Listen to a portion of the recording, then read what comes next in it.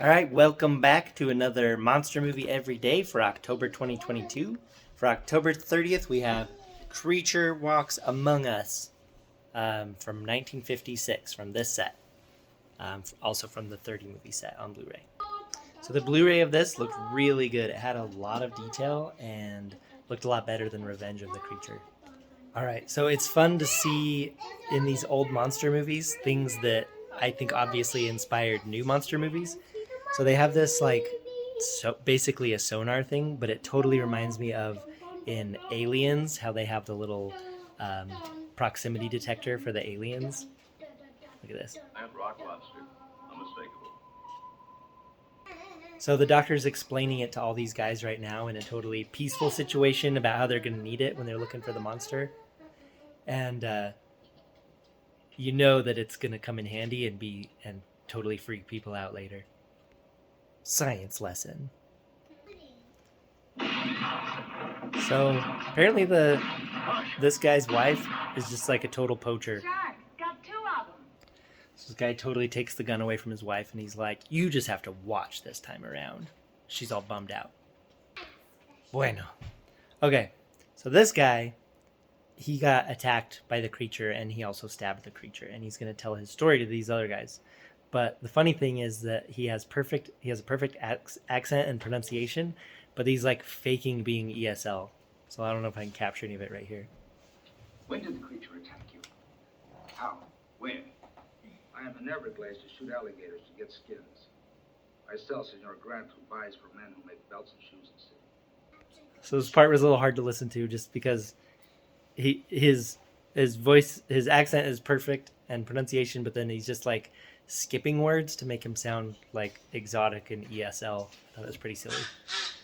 All right, so we find out the true nature of the expedition. This guy has some nefarious motivations. Cease into existence. No. Why? Because it hasn't been done? Listen, we can create an entirely new form of life. So you just get the same kind of madness of creating new life. Here it is here. So we see his motivations are not quite savory. And one cool thing that the other scientist says to him, this guy says, "Are you afraid of unknown things?" And then the Luke Wilson guy with the deep voice says, "I'm only afraid of misusing what I know." All right, and I think the underwater images improved even more in this third one. Look how good that looks. So the creature finds them and is following them, and there's lots of tension because the guy's looking at the little radar screen, and you can see them. So they're talking on the radio, and he's like, "It's right below you," and they're looking for it, and so it's like, lots of tension. Meanwhile, the guy that wants to do the unsavory science guy that's always mean to his wife, he told her no, she can't go on this little expedition, and she's like, "I'm going anyway," and something's gonna happen. So she totally gets sick from being too deep underwater, and she just starts like swimming and dancing around, and she starts taking off her equipment and her air. Yeah, look, she's gonna deflip her. So yeah, everything I've read of when people actually do get like either altitude sickness or underwater sickness is that this is totally accurate. Like they will actually start doing really irrational things like taking off parts of their gear. So it's pretty scary. So you have the monster kind of watching them and you have her doing this. So we're like, are they going to get attacked while she's having this? We'll see. So they got her safe out of the water and they saw the creature and they know he's there. And this guy's super excited that they found the creature. And he seems not super concerned about his wife. But listen to this guy's voice. This is the Luke Wilson guy with the deep voice. You came through for me, Not this guy. Now, gentlemen, I guess The creature isn't going to Right be here. easy to capture. Not anymore. He knows how to fight us. So there's nothing to do for the moment except wait and hope. That's old school Luke Wilson with a deep voice. Very nice. All right. So this guy's wife that he's always trying to control and bossing around and stuff, he is constantly suspecting her of being infidelitous, and she's totally not. She's like completely loyal. Of course, there's like other guys like fawning over her, but like listen to this crazy thing he says to her. don't ever try to leave me.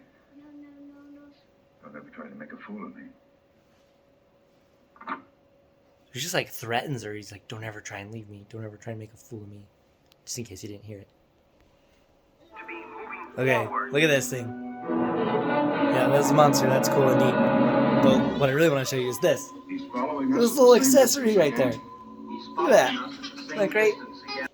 Alright, so these guys are fully loaded to go on an expedition. They've got lamps and gasoline and harpoon guns and pistols, and what they mostly have that I was very excited about, look at all these bodies. Look at that boat. That boat is so full. There's hardly room for anyone in there. And I saw that and I was like, yes, look at all these extra people. They're gonna die. Also, look at my tie.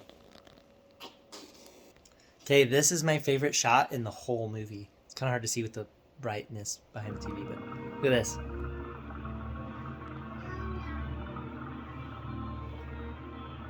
And it follows the boat for a long time, and the camera actually goes through some dangly things that are hanging, and that is my favorite shot in the whole movie. It's incredible. All right, then there's a boat attack, and this thing is awesome, and it totally subverted my expectations of what I thought was going to happen. First, he pops up and knocks their lamp out. So everyone on the boat has a very specific job, right? But this mustache guy, he's like just a helper, and I was like, he's so dead. He doesn't have any lines. He's just going to die. Nope. All right, so one thing the mustache guy does is he gets excited and shoots at nothing.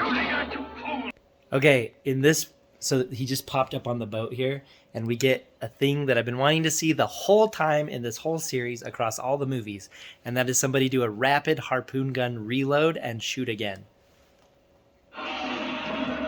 Yeah, it gets him. Look at this reload. And goes again. That was really good. Reload and keep firing time. And that's the whole time I've been like, reload, and that guy got it. Also, the monster just starts destroying everything on the boat, but part of that is dumping gasoline over his own head. Okay, he's gonna get burned, but the burning in this one's gonna have a way bigger plot point than it ever has before, because he's caught on fire before. Yes! It's so awesome, look at that. What did you guys think of the monster catching on fire? What do you think, Evie? I like it. Okay. I liked it too. They all just copied me and said, awesome! Okay, so it turns out the monster is totally covered in third-degree burns, and they bring him on board to try and keep him alive. And he can't breathe because his gills are all burned, and then they do an x-ray or something and discover he has lungs. So they actually give him a tracheotomy, and he starts breathing. But once again, we got dudes with guns. Watch this guy flag his buddy. That's pointing it at your guy. So watch him. So the Luke Wilson deep voice scientist guy is normally awesome at everything except for, look at this. Watch him walk right behind his buddy. Just like, oh my goodness, guys. Gun safety. So apparently because they burned him, they triggered his body to start becoming more land and human-like. So his eyes even change to be like people-looking eyes. And so he's changing. His skin is more human-like, and he can't actually go under the water anymore because he has lungs now. I mean, he can, but he has the same limitations that we do. Look at his noggin. This guy looks like he's fresh out of Fifth Element or something. Or Galaxy Quest. Okay, here comes possibly my favorite quote in the whole movie. Also, it ends up being a theme where what the deep voice Luke Wilson guy says. Listen to this. Because we all stand between the jungle and the stars, at a crossroads. I think we better discover what brings out the best in humankind. So that's a theme. It's like, are we going to be jungle people, or are we going to be like space people? And how are we going to bring out the best? So this guy thinks that that monsters are monsters and you can't change them, and this guy thinks that if you're kind to them, then they'll be kind back, and you can change them that way. All right, so this lady actually has a rough time. So apparently you've got her husband being really rough with her. Then this other guy shows up, and he's really rough with her. So she kind of has a rough time on this boat and in life in general. But the monster, who's becoming more human-like, is going to hear these guys and see what he does. So he hears her screaming, and he shows up. He kind of saves her. Look, he doesn't do anything with her, though. So he jumps in the water and they have to go rescue him. But then they take him to, I think, San Francisco? And we have a fish out of water story. All right, so then there's some really cool like philosophical conversations keep going. Like the Luke Wilson guy talks to the grumpy mean husband guy about like the creature and how he's changing and how it's possible that he's going to be kind now. But then the guy is talking about his wife and how she's not fidelitous and something's going to be done. And so the Luke Wilson guy ends up really feeling like he's disturbed and goes and actually tells his wife that something's wrong with him and he needs help. But he tells the grumpy husband guy, he's like, yeah, in the nature it's called the law of the jungle. He's like, but with humans it's called murder. And so he's basically like, he realizes that he has this like tendency or this feeling or this possibility, which is total foreshadow because he ends up murdering one of the guys that's totally always after his wife all the time. But first, a mountain lion shows up and the monster or the creature fights it. All right, look at this mountain lion creature body slam right here. So he totally saved the sheep. So you can tell that he's starting to change and become more empathetic. So after he does the deed to this guy, he tries to go hide him. He tries to go hide him in the monster cage to blame it on the monster, and the monster does not like that. Also, the monster doesn't like what he just did, and you can tell. And he goes on a rampage. And in said rampage, he breaks a lot of stuff, and it's really cool. Look how he breaks his gate. Look at this. Look at this. Yeah! So, of course, the guy's just trying to run away and not protect his wife. But yeah, the monster's in here just flipping over everything. Watch how he throws this couch. Yes! Also, if you notice in his clothes, he's got like bloody bullet holes. Okay, and then the most violent body slam ever right here.